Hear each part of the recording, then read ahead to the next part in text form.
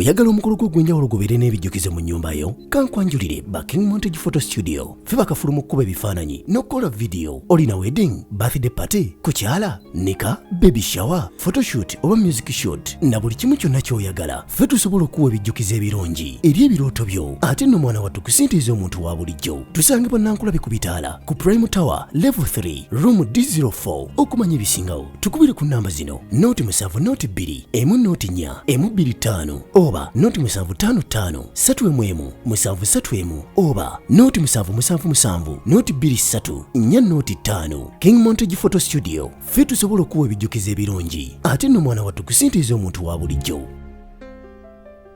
Sheikh Tamsuza waniza kuserebya. Alhamdulillah wassalatu wassalamu ala rasulillah sallallahu alaihi wasallam abad. Assalamu alaikum wa rahmatullahi wa barakatuh. Akabuliriro nga gye tuli alhamdulillah tukola sente tulaba nsi betambula. Olunaku olwaleero ng'onyumye. Olunaku olwaleero tubadde mu mikolo gya kujjukira Dr. Abdul Nur Anas Kalisa. Allah bwe yayogera mu Qur'an subhanahu wa ta'ala n'agamba wadhakiruhum bi ayamillah. Abantu bange banzijukirizeeko ku nnaku za Katonda, banzijukirize nti waliwo ennaku za Katonda. Olwo olunaku Katonda Allah ayina ennaku ze. Olwali bwe luti nga tuteeka Dr. Kalisa mu ttaka wali lunaku lukulu nnyo. Luliba olunaku jjukira nnyo tukujjukiza olunaku naawe luliba olunaku nga banteekayo mu ttaka lujja bba lunaku lukulu. Luliba olunaku lunaye nga bakuteeka mu ttaka lujja bba lunaku lukulu. Allah yagamba wadhakiruhum bi ayamillah, mubajjukize ku nnaku za Katonda. Mbeera yali nzibu, abaali Kasozi ekibuli, abaali gye baali buli omu amawulire gamusanga zaali ssaawa bwe ziti ng'amawulire gatandise okutambula. Dr. Allah amujjuludde. Zaali ennaku z'omwezi 4, omwezi gwali gwa 11 2 2. Saba Allah subhanahu wa ta'ala Allahumma agfir warham wa tajawazana abduka Sheikh Abdul Nur Anas Kalisa. Ayi Allah tusabeere ng'omusonyiwa yamusobako omuntu. Nga tetunnagenda soko tunyumize wali obaddeko naye. Dr. Kalisa nali mbaddeko naye emirungi egisukka ena nga twogera tutudde nga mpadde obudde nga twogera eri muntu nga tisiwa kutayimanyi tayagala nti abantu bonna abatwala buli omu yamutwaliranga mu kitiibwa ki. Tulina obuzibu nti omuntu wafunamu kasente afuuka kizibu. Dokita yali mugagga ebyaddala. Dokita teyali kiraasi zaffe. Omuntu atula ku lukiiko olulamula obusiraamu mu nsi yonna aba munene. Yali w'amaanyi mu nsi yonna ng'atula ku lukiiko olulamula obusiraamu mu nsi yonna. Mu Afrika yonna nga yatukiikirira. Yali w'amaanyi. Yali tasobola kufuna budde butula nange. Ni wallahi yali musajja mutawadhi. Nga mugonvu ebigambo bye teyogera ng'abuubuuka. Amanyi bagamba nti eddebe ekkalu bw'olikoona ku bw'olirira ekaana nnyo. Muntu bwe eddebe ekkalu eddebe litaliimu makulu. Ekidomola kiri ekikalu bw'ekikubako kiwaawaala n'ekijjudde amazzi wekikubako tekyogera nnyo ki. Tekiba tekivaamu ddoboozi. Yali Dr. Kalisa yali mumanyi. Mwaka ki watandika okubeera naye? Dr. Kalisa natandika okumula yali 2017 naye natandika okumulaba nze nga dokita nga mpulya neegomba obeerako naye yali 2013 2014 2015 Allah nampa 2016 awo nga tuyingira 2017 Allah nampa omukisa nemusemberera nemba omu ku abo abamulabako aboyogerako naye. Biki bya muwendo byomufunamu? Dokita buli wabeeranga naye ng'akuwa amagezi kwegamba buli wabeera naye ng'akuwa kibwalikoze okubeera mu nsi muno okutambula. Toli muvubuka muto, emyaka gyo gyetaaga kino na kino. Yali muzadde ng'ate muntu kwegamba ng'akolaganikika naye. Kiyinza okumujjukirako Dr. Kalisa. Afudde batugamba endwadde ezamutta gw'osuubira kyekya? Allah yasinga okumanya naye nga bagamba yali COVID-19. So ngera tugamba abantu beyongere okwekuuma ekirwadde kino. Abantu bafa obuvunaanyizibwa batugenzeeko nga Allah ayisiza ku bulwadde buno. So Allah tabaraka wa taala webanga bwebbo Allah basaasire ate atutaase naffe okuba nti butukwata kubanga abantu b'obuvunaanyizibwa tubadde twetaaga ennyo abantu abo kubanga Dr. Kalisa alina abantu bangi bayambye. Ogenda kulaba nze nikola ku Salam TV, Salam Charity. Naye nga Dokita yatandikawo ebitongere ebyo ng'ayagala kuyamba abantu n'agamba Abawarabu balina badde baleeta obuyambi wano naye waabwe bukendedde. Naffe tusobola okukikola wano n'abantu ne baganyirwamu abaffe. omuntu 1000 olwo lwokutte bwe twegattagatta ne tubeera abantu 10,000 nga tuwayo nusu 10 omwezi obukadde 10 tusobola okubaako kye tukola ne tugenda zimba masjidi, tugenda zimba eddwaliro, tugenda kuzimba essomero, tugenda kuyamba abanaku, omuntu bamuwe agaggawale. Abawarabu balina enkola ku mulembe gwa Nabi Muhammad sallallahu alaihi wasallam, baatuuka nga bakwata zaka y'abantu nga bawa omuntu ng'agaggawala, nga tebawa si bino byakuwa muntu nusu 10,000 kubanga omuntu omuwala era 2,000 n'enkya agenda kudda asabe 2 era aleme kufuna so emukwata ne muwa n'agaggawala, enkya yagenda oyamba omulala omwavu. Baatuuka ne bayamba ekyondo kya Buwarabu kyonna ne kigaggawala.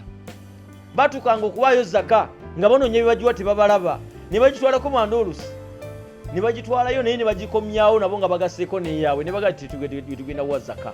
Tunuulira abantu nga bagaggawadde. Kyekyali kirowoozo kya Dr. Kalisa nga buli muntu ayagala abeere ng'ayinamu ssente, muntu abeere ng'ayambala bulungi, muntu abeere ng'ayinamu muwalimu akola. Nagamba nti ojja okusomesa wano ku TV naye obeerako n'omulimu gw'okola. Kyova olaba nti otulaba tuli bavubuka bawalimu naye ogenda kunsanga enkya nga ate nziyinza okusanga enkuyamba kubanga nina ssente yange, ndi seeka yesi nsumbuulira. Baseeka abali abakadde abaseeka abamu baali tebalina mirimu bambi nga ye kyalina kimu kyokka kyakujja kubuulira. Neffe ojja n'ogulawo edduuka lyo n'otunda engoye zo n'ogenda n'osuubula emmotoka zo n'ogenda n'okola emirimu egy'enjawulo egivaamu ssente n'oyamba abantu ate ng'obasomesa. Amakulu ffe tuli kyakulabirako ekisinga yabeererangawo nnyo abawalimu n'obabuulira ekyokkola. Dr. Kalisa ebintu ebyamunyiizanga ennyo mwe muntu okuba nti kyafaanana kirala ng'ate akola ekiri contrary ku kyali. Amakulu oli muwalimu ate okola ebitakujjaamu, omuntu okubeera seeka aye ne bakusanga ng'oweemula bantu, ne bakusanga ng'oli mu mbeera okwanabako abasajja n'ebirala, okwana baana b'abantu, ebyo bimu byamunyiizanga. Yayagala ng'omuntu afaanana omuwalimu, okusingira ddala omuwalimu okubeera mu image y'obuwalimu. Kyova olaba n'atulaamira nti enkofiira eno bw'oba muwalimu koyambala ennyambala yonna gy'oyambadde n'enkofiira tekuvangako, sigaze ekitiibwa ky'obuwalimu. Nze era enkofiira eno sigijjaako, nyambala oba wa enkofiira yange ebeerako. Era otuuka luusi n'ogamba nti nnyina kukola kino naye ebyennyambadde bindagira kukola ki, ye nze nasoma ki, nnyina kukola ki ekituufu. Nojjukira ebigambo by'omusajja oyo. Tusaba Allah subhanahu wa ta'ala olw'amagezi amangi ge yawa kubanga Dr. Kalisa yawayamba obusiraamu bwa wano. Ojja kulaba ekibuli yali ku lukiiko olulonda mufti hay'atu kibaari ulama, olukiiko olulonda mufti ekibuli yaluliko. Ojja kulaba Dr. Kalisa nga yali omu ku abo abawandiika constitution y'obusiraamu wano e Uganda. Ojja kulaba Dr. Kalisa nga buli konna koolaba yakenyigirangamu. Ayi Allah, tukusaba osonyiwe Dr. Kalisa.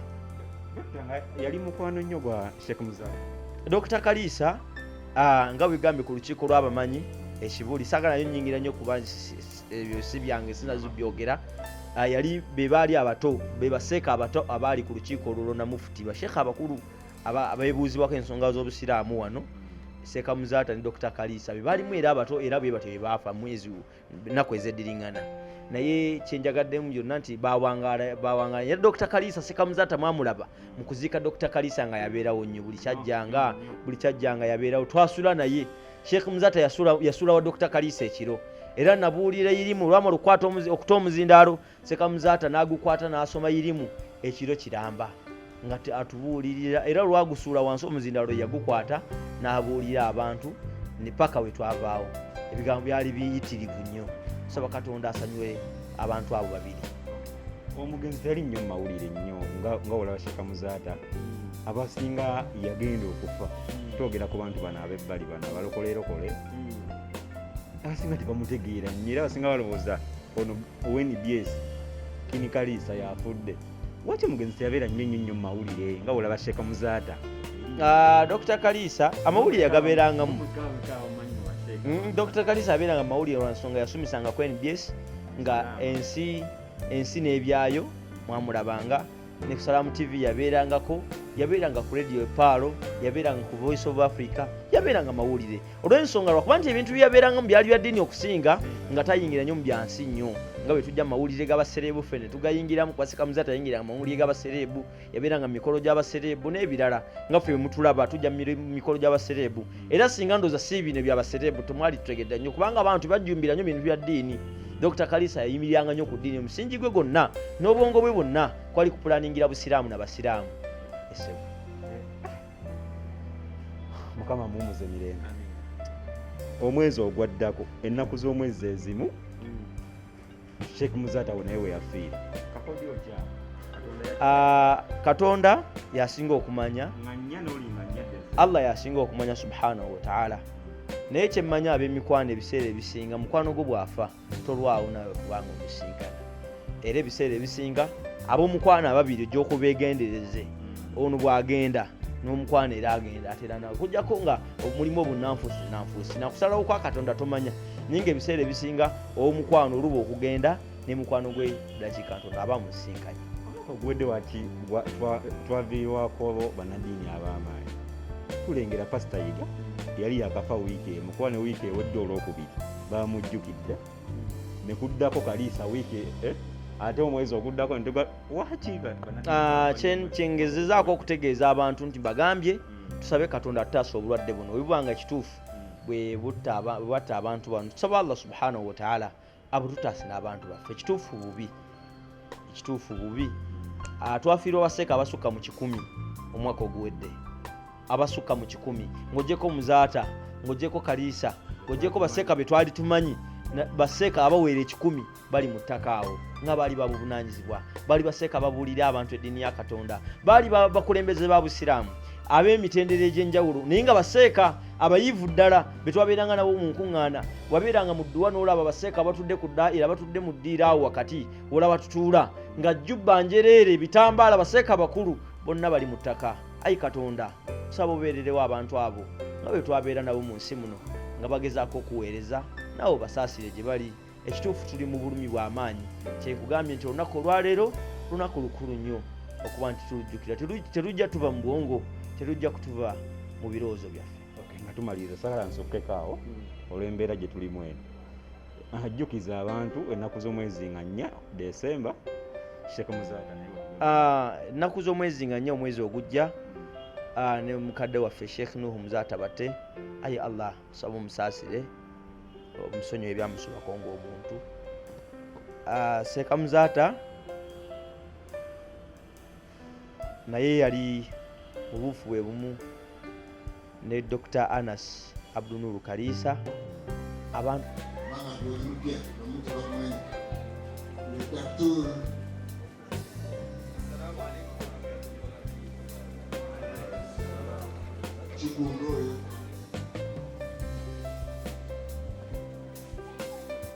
waliwazze linnya lya wukiise eyo era oli mufti Uganda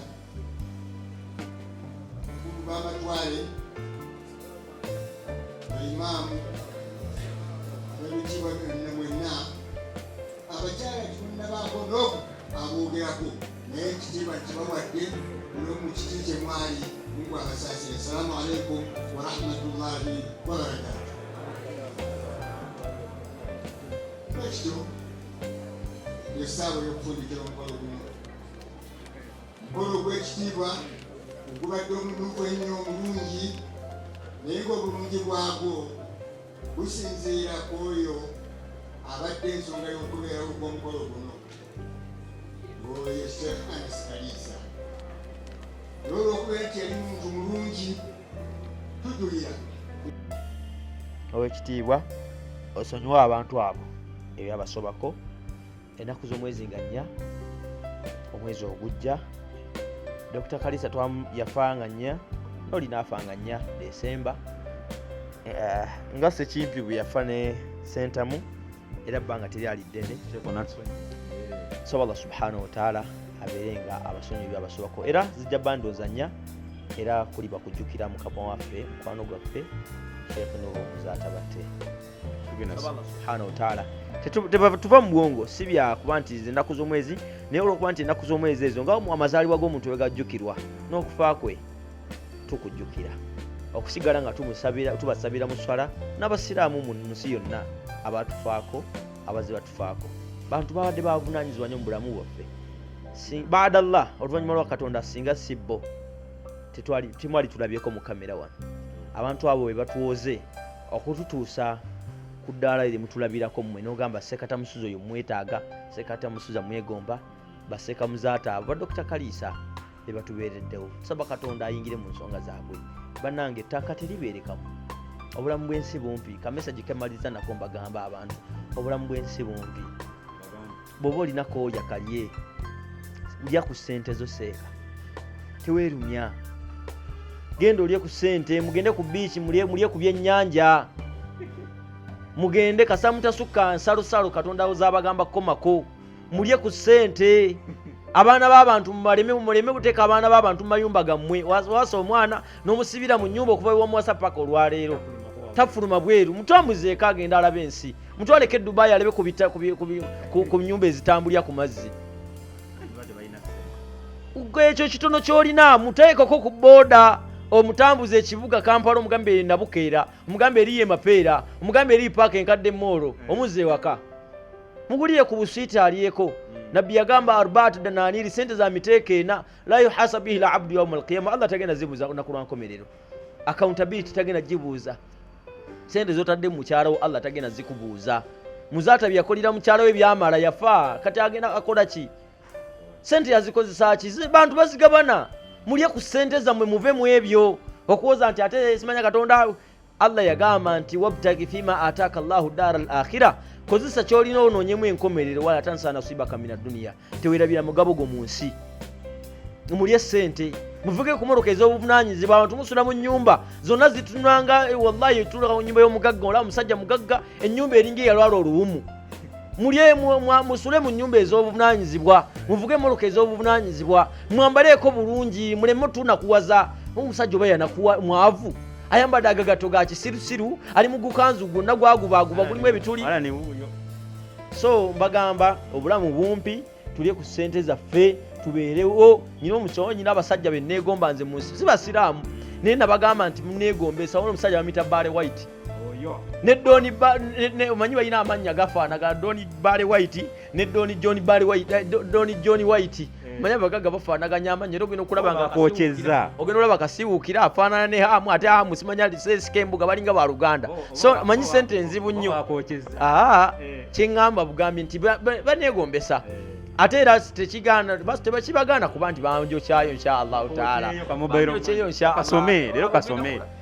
leero kasome akanama kesimu inshallah bantu bazibu banaga nti wange naye nga Bale White akanamba kanga kalinira kali 0754936228 era keeko akalina nti keeko kenyini kalina ebigeno laba nga kaweereza inshallah naye nga mu mbeera efaanana ekyo tufaanana ensi eno Allah inna Allaha jamilun Allah yagamba nti Allah ndi mulungi yuhibbul jamal Allah mwayagala nnyo ebirungi yuhibbu idha an'ama ala abdihi ni'ma ayagala nnyo waba wadde omuntu ekyengera ayara asaru ni'matihi alayhi ngaafaana ekyengera kyalina olina kasente genda olye kasente oyagala kufaanana bulungi genda kwegamba Katonda ayagala nnyo okulaba nga oli mu mbeera nnungi niyo onakuwaza abantu bakaabya amaziga ti omusiraamu oba kiki olinga ngayo ekimotoka kyantala enfaanana ye entunula mbi kwegamba omuntu okunakuwaza obulamu butono tulye ku ssente zaffe ate enkomerere netero tuginatera okufa seka muzaata twamwalaba wane Dr. Kaliisa yafa kibwatukira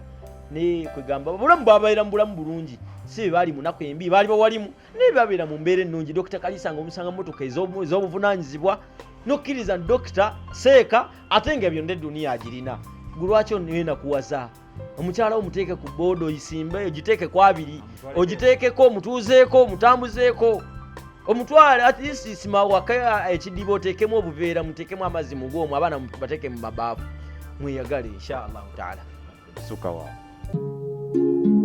oyagala omukolo gw'ogwenjawulo gubeere n'ebijjukize mu nnyumba yo kankwanjulire Baking Montage Photo Studio ffe bakafulu mu kkuba ebifaananyi n'okukola vidiyo olina wedding birthday party kukyala nika baby shower photoshoot oba music shoot na buli kimu kyonna ky'oyagala ffe tusobola okuwa ebijjukize ebirungi eri ebirooto byo ate nno mwana wattu kusintiiza omuntu wa bulijjo tusange bannankulabe ku bitaala ku Prime Tower level 3 room D04 okumanya ebisingawo tukubire ku namba zino noti 7 noti 2 emu noti 4 emu 25 oba noti 755 3 731 oba noti 777 noti 23 4 noti 5 King Montage Photo Studio ffe tusobola okuwa ebijjukize ebirungi ate nno mwana wattu kusintiiza omuntu wa bulijjo